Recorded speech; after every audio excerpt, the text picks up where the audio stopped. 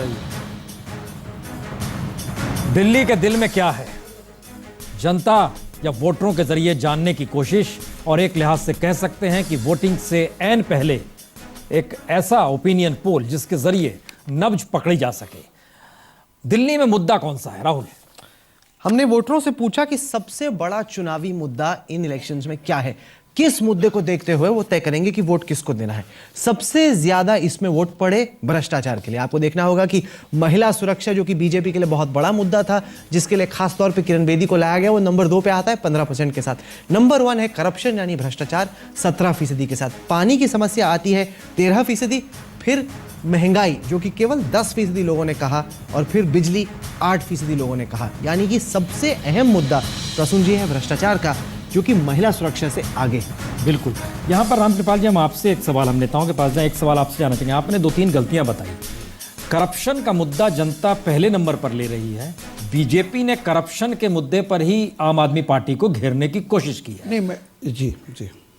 Question ये है, चुनाव कहते हैं साख पे लड़ा जाता है। एक वक्त कांग्रेस की साख खत्म, कुछ भी बोलते रहिए, जनता नहीं सुनती है। क्या ये दिल्ली ऐसे चुनाव के मोड़ पर पहुंच चुका है? प्रसून जी देखिए, यूपीए सरकार गई करप्शन के नाम पर ही। जो मेन मुद्दा था, देखिए मुद्दे तो कई होते हैं, 5% किसी का असर पड़ता है, 5% जातिवाद है, 5, बट बेसिकली यूपीए के खिलाफ जो पूरा एनडीए की मुहिम थी, मोदी जी की मुहिम थी, वो तो करप्शन ही था। बिल्कुल। तो करप्शन लोकसभा के अप्रैल से लेकर के अब तक करप्शन हट नहीं जाएगा। करप्शन किसी भी जगह मुद्दा होगा।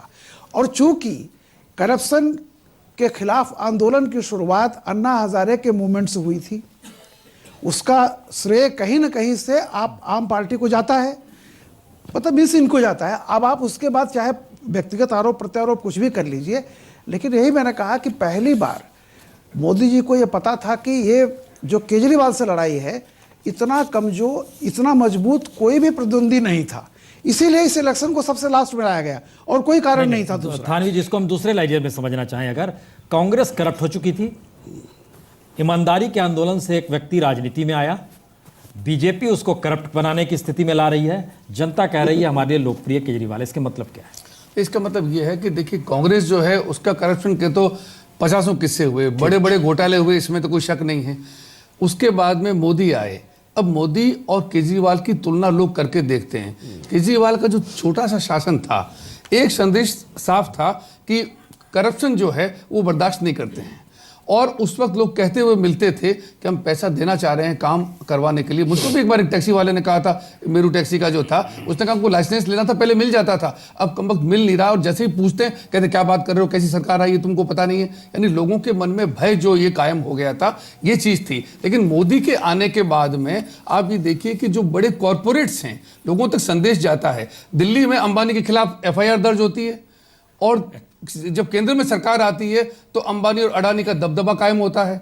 यहाँ पे आप अभी बात कर रहे हैं चंदे की, आजकल बात चल रही है, ठीक है, चंदे की जांच करनी चाहिए, कौन पैसा दे रहा है, मैं उसमें नहीं पढ़ता हूँ। लेकिन आपको जो अपना हवाई जहाज देता है और सारे देश में आप उसको लिए घूमते हैं, उसको जब 6000 करोड़ रुपए आपके हमारे पैसे से आप लोन दे देते हैं, तब लोग सवाल खड़ा करते हैं कि किन लोगों को फायदा हो रहा है, क्योंकि आम आदमी को नहीं हो रहा है। ये जो तुलना हो रही है कि यहाँ पे करप्शन से कोई जूझ रहा था, केंद्र जूझ नहीं पा रहा है, पर जीवन एक फैक्टर कहीं ना कहीं वहां जूझ नहीं पा रहा। ये तुलना लोग कर रहे हैं। एक फैक्टर कहीं ना कहीं ये भी रहा क्या कि लोगों को लगा कि वो जो 49 दिन की सरकार थी, उस दौरान पुलिस वाला घूस नहीं लेता था, बिजली वाला हफ्ता नहीं लेता था, और लोगों को लगा कि अगर कोई मांगता भी था तो हम कह सकते थे हम केजरीवाल को शिकायत कर देंगे। और वो जैसे ही सरकार गिरी, वो जो हफ्ता लेना बंद हुआ था, लोग दोबारा आ गए उसके दरवाजे पे। राहुल जी, इसका आप दूसरी तरफ से इसका आकलन करिए।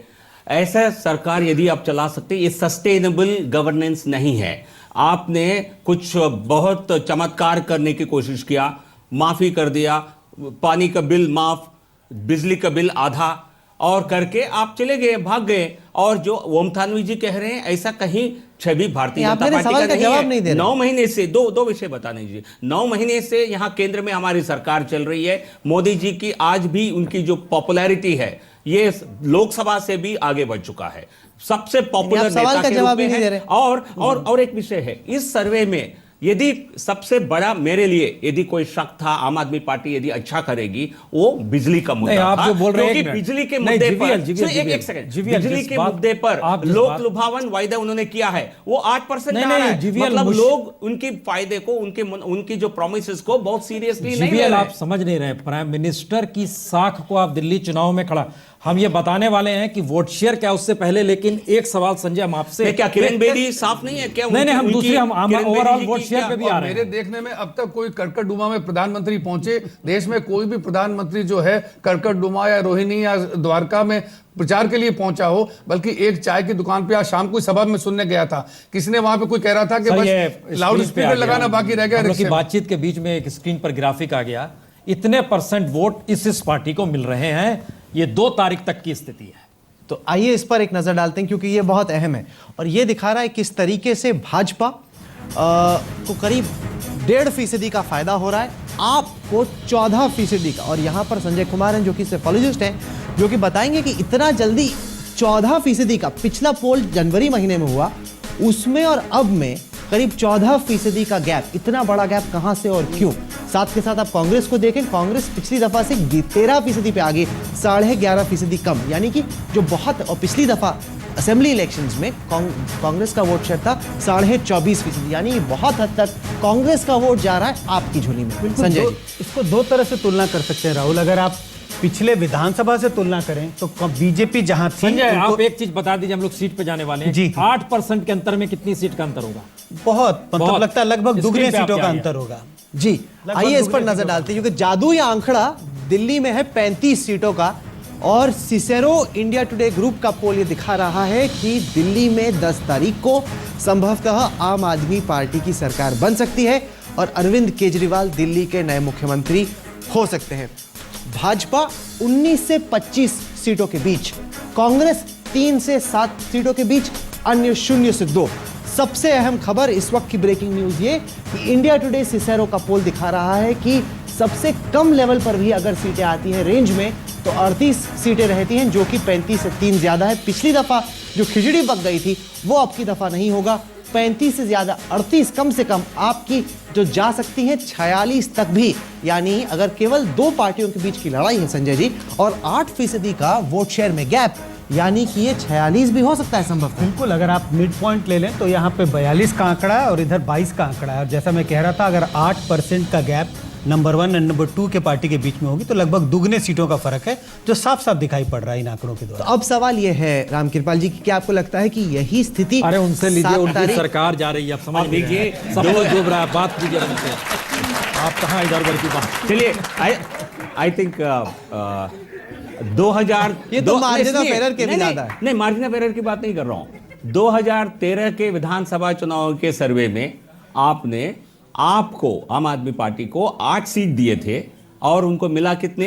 28। ठीक है, इस बार भी आप उतनी ही बड़ी गलती कर रहे हैं। जो संख्या आप हमें दे रहे हैं, इससे हम ज्यादा, कम से कम 20 सीट एक्स्ट्रा दिखाकर आपको दिखाएंगे। तो कई जैसा लोग आपका 2013 का सर्वे दिल्ली का गलत था, इस बार भी उतनी ही गलती साबित होगी। उस गलती पे आप खुश थे, इस गलती पे दुखी हैं। नहीं, गलती से नहीं, हम अंतिम परिणाम से हमारी हमारी जो फाइनल जो इमोशन संजय कुमार, ये बताएं कि क्या सर्वे के आधार पर नहीं होगा। आज आप तब 20 सीट कम दिए थे उनको, इस बार हमें 20 सीट कम दे। राहुल, नेताओं को लीजिए, उधर आशुतोष बैठ के बहुत खुश हो रहे होंगे। आशुतोष, 48 से 46 सीट आम आदमी पार्टी, 38 से 46। नहीं, देखिए प्रसून जी, मैं आपको बता दूं कि मैं पिछले 3 महीने से लगातार यही बात कह रहा हूं, क्योंकि दिल्ली के एक एक कोने में हम लोग गए हैं और एक एक कोने में जाकर हमें जो रिस्पांस मिल रहा था, उस रिस्पांस के आधार पर ही हम कह रहे थे और उस रिस्पांस के आधार पर हम ये मान के चल रहे थे कि हमारी सरकार बन रही। देखिए, 2-3 चीजें। पहली बात है कि बीजेपी लगातार दिल्ली के अंदर चुनाव टालती रही, इस बात का प्रमाण था। जो पार्टी 7 सीट जीती थी, वो जो जीतती हुई पार्टी कभी चुनाव से नहीं भागती है। दूसरी बात, बीजेपी ने जिस तरीके से अंतिम समय में किरण बेदी को लाने का काम किया, वो भी इस बात का परिचायक था कि कहीं ना कहीं दिल्ली के अंदर बीजेपी हार रही है। तीसरी बात, इन 6 महीनों के अंदर आम आदमी पार्टी ने अपने संगठन पर बहुत जोर दिया। हमने संगठन को पूरी तरीके से मजबूत करने का काम किया, कई आनुषंगिक धार्मिक संगठनों को भी खड़ा करने का काम किया। चौथी बात, हमने सिर्फ दिल्ली के अंदर मुद्दों की बात की, हमने बिजली के बारे में बात किया, पानी के बारे में बात किया, भ्रष्टाचार कैसे कम इसके बारे में बात किया, कैसे हम दिल्ली के लोगों को मुफ्त शिक्षा दिलाने का काम करेंगे, इंफ्रास्ट्रक्चर डेवलपमेंट की बात करेंगे, दिल्ली को भ्रष्टाचार मुक्त बनाने का काम करेंगे। बाकी पार्टियों के बारे में अगर आप देखें, उन्होंने कोई, बीजेपी ने ना तो कोई डिबेट करने की कोशिश की, ना मैनिफेस्टो जारी करने की कोशिश की, और जो विजन डॉक्यूमेंट जारी किया वो भी आधा अधूरा। तो हम फोकस्ड थे। आपकी मेहनत रंग लाई, और मैं आप यही कह रहे हैं रंग लाएगी। आज ये सब कह रहे हैं। नहीं प्रसून जी आपका सर्वे हमें बढ़त दिखा रहा है, लेकिन मैं आपसे बता दूं कि हम लोग पहले कॉन्फिडेंट थे इस बात को लेकर, हम अच्छा कर रहे हैं दिल्ली के अंदर। ये तो 10 तारीख को नतीजे और उसकी पुष्टि कर देंगे। मैं दूसरी बात कह रहा हूं, मैं कह रहा हूं इतना आसान नहीं आशुतोष, क्योंकि अगर आम आदमी पार्टी तो लोकसभा में भी अपने आप को 50 से 100 सीटों के बीच दे रही थी। तो ये पिछला जो चुनाव था जब जनवरी में हुआ, उसके और अब के बीच में क्या बदला है? क्योंकि आज आशुतोष बहुत कॉन्फिडेंट नजर आ रहे हैं और आंकड़े भी उस कॉन्फिडेंस को सपोर्ट कर रहे हैं। पिछले 15-20 दिनों में दिल्ली में कुछ बदला है जिसकी वजह से आपके आंकड़े 14% वोट शेयर बढ़ा है पिछले विधानसभा चुनाव से, और बीजेपी का हल्का बढ़ा है, लेकिन आप बहुत तेजी से निकल। क्या बदला है? राहुल, जैसा आप जानते हैं कि आपका टीवी चैनल लगातार इसको ट्रैक कर रहा है, ये तीसरा या चौथा पोल है। पहले के पोल में साफ बीजेपी को बढ़त थी आम आदमी पर, ये पहला पोल है जिसमें आम आदमी पार्टी ने बहुत बड़ी बढ़त बनाई है बीजेपी पर। 2-3 फैक्टर्स हैं। किरण बेदी का मैं कहूँगा मिसफायर करना, उन्होंने जो कैंपेन किया शायद उसका पॉजिटिव इफेक्ट है, नेगेटिव इफेक्ट हो रहा है। और खासकर ये पिछले 4 दिनों से जो अखबारों में, तो किरण बेदी की गलती है कि बीजेपी की गलती है, कि बीजेपी के बाकी वर्कर्स की गलती है? मैं कहूँगा सबकी मिलीजुली गलती हो सकती है। अगर इस तरह के नतीजे आ रहे हैं तो सबकी मिलीजुली। और क्या फैक्टर्स रहे? और ये जो नेगेटिव कैंपेन, मुझे लगता है नेगेटिव कैंपेन किसी भी पार्टी का वो बैकफायर करता है। इतना अगर आप नेगेटिव कैंपेन अपनी पार्टी के बारे में ना कह के सिर्फ दूसरी पार्टियों के बारे में, पर नेगेटिव कैंपेन तो 4 दिन से चल रहा है, आपको लगता है 4 दिन में इतना असर पड़ गया? बहुत बड़ा असर पड़ा ये और ये इस तरह के बड़े बड़े अखबार में ऐड, उसका बहुत बड़ा फर्क। और क्या फैक्टर है आपके हिसाब से? मुझे लगता है ये बिल्कुल, जो आप अपने पार्टी की पॉजिटिव बात ना कह के अगर सिर्फ दूसरी पार्टी पर अटैक करें, सिर्फ नेगेटिव अटैक, तो उसका बहुत बड़ा ये बड़ा फैक्टर है। आपने कहा सबका साथ सबका विकास, हम देश भर में विकास करेंगे, लोगों को पसंद आई ये बात लोकसभा चुनाव में। अब आप केजरीवाल के पीछे हाथ धो के पड़ गए। लोग कह रहे हैं कि आखिरकार इस तरह के पर्सनलाइज्ड अटैक करने की क्या जरूरत पड़ी? लेकिन जो स्वच्छ राजनीति की जो नेता बात करते हैं, क्यों 2 करोड़ रुपया इस गलत फर्जी के कंपनियों से लेते हैं? ये तो बता रहे हैं कि उनको पैसा कहां से आता है, आपको वो भी नहीं बताते। जनता को इसका कोई असर नहीं होगा। क्या ये भी नहीं बताते कि आपको पैसा कौन देता है? वो कम से कम ये तो बता रहे हैं, उसी वजह से उनका नहीं, हमारी सारी जानकारी है। आप चाहिए तो इलेक्शन कमीशन से ले लीजिए। नहीं, हम, क्योंकि आपने दावा किया है, आम आदमी पार्टी ने दावा किया है, आम आदमी पार्टी ने दावा किया हम सिर्फ स्वच्छ है, बाकी दुनिया में सभी भ्रष्ट है। आपने 2 करोड़ रुपया लिए हैं, ये चंदा सारा फर्जी कंपनियों से लिया है। कल से जवाब पूछ रही है मीडिया। आज तक उन्होंने न किसी आदमी को बार-बार आप ये कहते हैं, लेकिन आप तो अरे कम से कम वो ये तो बताते हैं कि उनका पैसा किससे आ रहा है, उसी वजह से ये एक्सपोज हुआ। आप तो ये भी नहीं बताते कि आपको कौन कितना पैसा देता है। क्यों नहीं बताते? सारे जानकारी इनकम टैक्स डिपार्टमेंट को बताते, वेबसाइट पे डालते हैं आप अपने। क्यों आप वहां से ले लीजिए? क्या हम क्यों आप कहां डालते हैं वेबसाइट? सारे जानकारी इलेक्शन कमीशन के पास है, इनकम जो टैक्स के पास है। नहीं होती है ये नहीं, इस तरह की हमारी कोई रिस्पांसिबिलिटी नहीं। वेबसाइट पे डालें, किसको चाहिए आकर के जांच कर ले। ये सारा पब्लिक डोमेन में है। इलेक्शन कमीशन का मतलब पब्लिक डोमेन है। आरटीआई के जरिए इलेक्शन कमीशन पे पब्लिक कहां होता है? आप आरटीआई लिख के जानकारी ले सकते हैं। मालवीय जी एक बात बताएं, हमको तो याद आ रहा है कि आप लोग एडिटोरियल भी लिखते थे, 2G स्कैम हुआ, कोयला घोटाला हुआ, चिदम्बरम साहब कुछ नहीं बोल रहे हैं, बीजेपी ने पार्लियामेंट नहीं चलने दी, हंगामा कर दिया था। इस देश का फाइनेंस मिनिस्टर अगर इस बात का जिक्र करे कि ये लोग चोरी कर रहे हैं, बनिस्पत इसके वो कानूनी कार्रवाई कर सकते हैं, जो एक सवाल जनता के बीच में केजरीवाल उठा रहे हैं। क्या जनता के भीतर ये सवाल नहीं जाएगा कि केंद्र सरकार सिर्फ चुनाव के लिए ही काम करती है?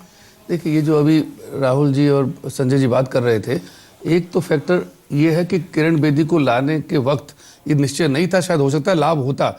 किरण बेदी की परफॉर्मेंस जो बाद में सामने आई है, उस परफॉर्मेंस ने बंटा ढार कर दिया। उन्होंने जब मुंह खोला, आप लोगों ने टेस्ट नहीं किया, बुलवा के नहीं देखा। पहली बात तो ये क्या किरण बेदी जी को देश नहीं जानती है? क्या दिल्ली नहीं जानती है? क्या वो एजिटेशन में आपको अगर जानती है एक बात बताइए, लेकिन अन्ना का ही आंदोलन था, देखिए गड़बड़ी मत कीजिए, हमको याद है अरुण जेटली जी का कमेंट था, इस समय वो माथे पर रख के डांस कर रही थी, बोलते हैं, क्या मतलब है, कैसे आंदोलन करने वाले लोग हैं? हमें याद है उस पीरियड। नहीं, उस तरह का कमेंट उन्होंने अरविंद केजरीवाल पर सैकड़ों बार किया होगा। आपने सिर्फ जो किरण बेदी के बारे में बड़े सामूहिक तौर पे कमेंट हुए थे, सामूहिक तौर पर इसलिए हुआ। एक बात तो में अरुण जेटली का बहुत आपके सवाल का मैं जवाब दे देता हूँ। चलिए। तो एक तो बात ये थी कि किरण बेदी जो है, उन्होंने जब मुंह खोला, बाद में उनको कहा गया कि आप चुप रहिए, कि उन्होंने यहां तक कहा कि उनकी प्रायोरिटी में क्या क्या चीजें हैं, तो जो सबसे बड़ी प्रायोरिटी लोग मानते हैं वो 7वें 8वें नंबर पे आई हुई थी। तो उनको बाद में कहा गया कि आप मत बोलिए, उससे खेल खराब हुआ। दूसरा जो आपने सवाल पूछा कि ये अगर जो मामला था, फाइनेंस मिनिस्टर, पुलिस, तमाम लोग जो हैं, मेरा मानना है कि ये काउंटर प्रोडक्टिव हो गया है, लेने के देने पड़ गए, क्योंकि लोग जानते हैं कि आप क्या चीज जो है कर रहे हैं, कहां से पैसा आता है, किन लोगों के साथ आप चुनाव लड़ते हैं। और यहां पे आपने एक चीज निकाल करके जिसमें कहा गया है कि चेक से लिया है, पैन नंबर मालूम है, कंपनी मालूम है। अब कंपनी जो है उसके खाते में क्या है क्या नहीं है, उसकी जांच नहीं हो सकी, होनी चाहिए, नहीं होनी चाहिए दूसरी बात है, पर वो मामला जो है वो बैकफायर कर गया। और वो प्रधानमंत्री के मुंह से निकलना, मेरा मानना यह है कि प्रधानमंत्री को तो इसमें पढ़ना ही नहीं चाहिए था। मुझे नहीं लगता, मैंने पहले भी कहा कि दिल्ली के चुनाव में प्रधानमंत्री जो है वो कभी इस तरीके से गली मोहल्लों में जाकर प्रचार किया हो। इससे एक तो लगा कि आपकी हालत पतली है, फिर आप किरण बेदी को लाए, आपकी हालत पतली है, आप साफ नहीं है। सतीश उपाध्याय वाला मामला भी देखिए, वो केजरीवाल ने बड़े मजबूत ढंग से उठाया था। ये जो मीटर हैं, इन मीटरों के धंधे में सतीश उपाध्याय खुद शरीक हैं, जिनके हाथ में बीजेपी की कमान है दिल्ली की। ये सारी चीजें मिलकर आखिरी दौर में, ये 15 दिनों में तस्वीर जो है लेकिन बहुत बदली। एक गलत बात है, प्रधानमंत्री जी पर किसी प्रकार की पाबंदी नहीं है, वो एक राजनेता है, हमारे पार्टी के सबसे बड़े नेता है। क्या कैंपेन नहीं करेंगे? ये मनमोहन सिंह नहीं है। यदि आप अपेक्षा करते हैं मौन अटल बिहारी वाजपेयी गए थे कभी? मौन व्रत धारकर खाली अटल बिहारी वाजपेयी जो है शकूर बस्ती में या चांदनी चौक में कहीं पे जब चुनाव हो रहा है, बीजेपी मानती है कि मोदी वाजपेयी नहीं है, उनका अपना अंदाज है, वो जाना चाहते हैं, उन्हें कोई रोक नहीं सकता, और पार्टी को फायदा भी पहुंचा। 2 सवाल आपने अभी उठाए थे कि ऐसा क्या हुआ है 1.5 महीनों में जो ये हुआ। नहीं, 1.5 महीने, 15 दिन। 15 दिन में मैं एक बात बताऊं आपको, मोदी जी को जो लोकसभा में सबसे बड़ा फायदा ये मिला कि बाकी उनके विरोधियों ने attack in anticipation is not defence. Nitish Kumar, जब वो बीजेपी ने भी प्रत्याशी नहीं किया तब से हमला करना शुरू कर दिया, फिर मुलायम बोले, फिर मायावती बोली, फिर उधर से सब लोगों ने हमला करना शुरू कर दिया। वो तो बाद में गोवा सम्मेलन चुने गए। ऐसे क्या होता है, अटैक इन एंटीसिपेशन, ये जो बीजेपी ने शुरू किया, मैंने फिर वही कहा कि 3 गलतियां। जिस दिन से केजरीवाल पर पर्सनल अटैक हुआ है, जिस दिन से ये सब कार्टून कांड होना शुरू हुआ है, आप ये बता रहे हैं कि 2 ही चीज होता है, या तो आप एकदम घबराए हुए हैं या ओवर कॉन्फिडेंट है कि रोक दो। ऐसे स्ट्रेटेजी नहीं होती, ये नहीं किया जाता है। दूसरी बात, जनता को प्रसून जी, जरा इस सवाल को लेकर। बस 1 मिनट। दूसरी बात, जो आप लोग चेक की बात कर रहे थे, एक बात मैं बता दूं, बात सच्ची बात यह है कि मुझसे कोई पूछेगा आपका नाम क्या है तो आप रामकृपाल हैं या नहीं हैं, मुझे एक बात जवाब देनी, मैं हूं या नहीं हूं। पूछा जाता है स्काई लाइन से 25 लाख रुपए या 50 लाख रुपए आया। आप देख रहे हैं दिल्ली के दिल में क्या है, इस वक्त आपके स्क्रीन पर है कि किसको कितनी सीटें मिलेंगी। इंडिया टुडे ग्रुप सिसेरो के इस ओपिनियन पोल के मुताबिक आज तक के आंकड़े कहते हैं कि 10 तारीख को जब मतपेटियां खुलेंगी तो बीजेपी को 19 से 25 सीटें के बीच मिलेंगी, आम आदमी पार्टी को 38 से 46 सीटें, कांग्रेस को 3 से 7। यानी कि अब दिल्ली में लग रहा है कि अरविंद केजरीवाल ही एक बार फिर से मुख्यमंत्री बनने वाले हैं और इस बार उन्हें पूर्ण बहुमत मिल सकता है। चर्चा हमारी जारी रहेगी।